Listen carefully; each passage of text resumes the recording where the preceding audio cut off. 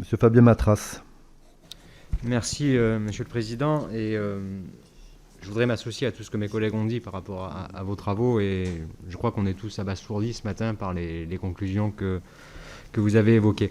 Et c'est parce que ce constat est particulièrement grave, et le nombre de victimes que vous avez évoqué en témoigne, que je voudrais vous poser une question pour bien comprendre sur... vous avez dit qu'il n'y a pas besoin de modification législative, et ça, je peux l'entendre.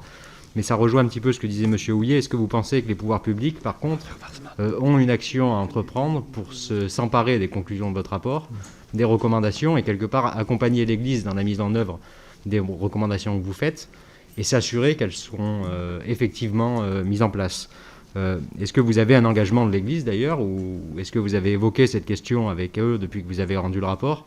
Il ne faudrait pas, étant donné les constats qu'on fait, que l'ensemble des mesures que vous préconisez ne soient pas mises en œuvre et que finalement cela n'aboutisse pas à un changement radical pour l'avenir.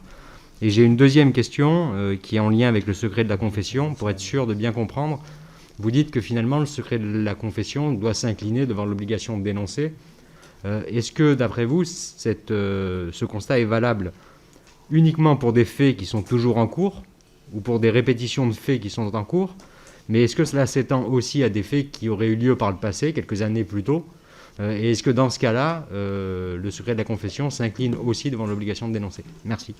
Vous avez posé, Monsieur Fabien Matras, la question du secret de la confession, de l'obligation de dénoncer.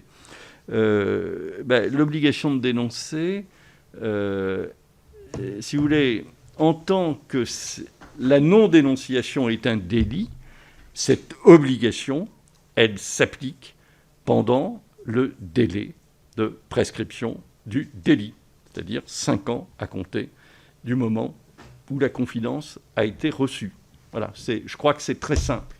Ça s'applique à la fois pour le présent et pour le passé, dans la limite du délai de prescription des délits